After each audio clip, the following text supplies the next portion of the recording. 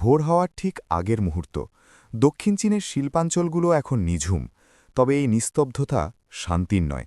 এ যেন এক দীর্ঘ প্রতীক্ষা। বছরের পর বছর জমে থাকা আর্দ্রতা আর শ্রমের চিহ্ন মেখে দাঁড়িয়ে আছে কংক্রিটের দালানগুলো। চারিদিকে কুয়াশার চাদর। হঠাৎ করেই একটি কারখানার ভেতরে ফ্লুরোসেন্ট আলোগুলো জ্বলে ওঠে। একে একে দৃশ্যমান হয় স্টিলের টেবিল, টাইলস করা মেঝে আর ড্রেনেজ লাইনগুলো। এখানে কোনো ওম নেই, কোনো আরাম নেই, আছে শুধু পুনরাবৃত্তি, নিখুঁত কাজ আর টিকে থাকার লড়াই।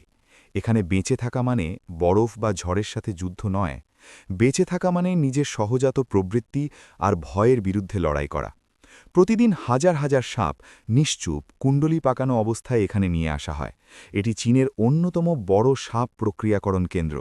এখান থেকেই এশিয়ার বিভিন্ন বাজারে মাংস, চামড়া এবং ঔষধি উপাদান সরবরাহ করা হয়। দৃশ্যটি দেখে একটি সাধারণ কিন্তু অস্বস্তিকর প্রশ্ন মনে জাগে, আপনি কি এখানে কাজ করবেন? শহরের মানুষ জেগে ওঠার অনেক আগেই এখানকার শ্রমিকদের ব্যস্ততা শুরু হয়। রবারের বুট জুতো ভেজা কংক্রিটের ওপর দিয়ে হাঁটার খসখস শব্দ ছাড়া আর কোনো শব্দ নেই। তারা নিঃশব্দে নিজেদের অ্যাপ্রন পরে নেয়, গ্লাভসগুলো শক্ত করে টেনে নেয় হাতে। এদের কাছে এই কাজগুলো বীরত্ব বা কৌতূহলের বিষয় নয়, এটি স্রেফ বেঁচে থাকার তাগিদ। তাদের মধ্যে একজন লি ওয়েই, বয়স 40-এর কোঠায়। গত 11 বছর ধরে তিনি এখানে কাজ করছেন। তার চোখে মুখে কোনো ভয় নেই, বরং এক অদ্ভুত স্থিরতা। লি মনে করেন ভয় পাওয়া মানে শক্তির অপচয়। তার সামনেই বুক সমান উঁচু খাঁচাগুলো সাজানো।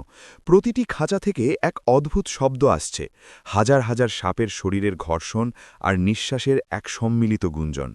এখানকার সাপগুলো আসে বিভিন্ন খামার থেকে, কোবরা, পাইথন কিংবা র্যাটস্নেক। বিলাসিতা বা ঔষধির প্রয়োজনে এদের বড় করা হয়। কাজের গুণমান বজায় রাখতে এদের জ্যান্ত অবস্থায় আনা হয়। আর সেখানেই আসল ঝুঁকি। খাঁচা খোলার সাথে সাথেই ভেতর থেকে সাপগুলো ফুঁসে ওঠে। লিওয়েইয়ের হাত দুটি বিদ্যুৎ গতিতে চলে, এক হাতে সাপের ঠিক মাথার পেছনে ধরা, অন্য হাতে শরীর নিয়ন্ত্রণ।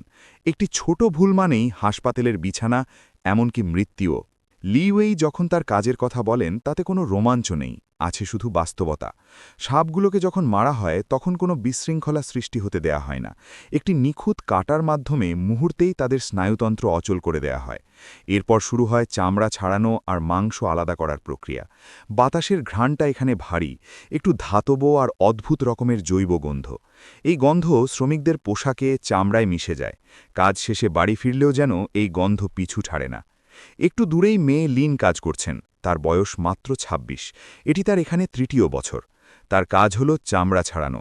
সাপ বা কুমিরের চামড়া দিয়ে তৈরি বেল্ট বা ওয়ালেটের বাজারে অনেক চাহিদা। সামান্যতম ছেঁড়া মানেই পণ্যের দাম কমে যাওয়া।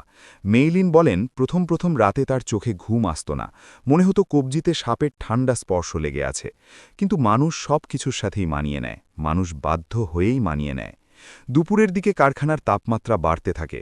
প্লাস্টিকের সুরক্ষা পোশাকের ভেতরে শ্রমিকরা ঘামতে শুরু করে। হাতের গ্লাভসগুলো পিচ্ছিল হয়ে যায়। এই ক্লান্তি সবচেয়ে বিপজ্জনক। একটি অন্যমনস্ক চোখ বা মন্থর হাত এখানে বড় বিপদ ডেকে আনতে পারে।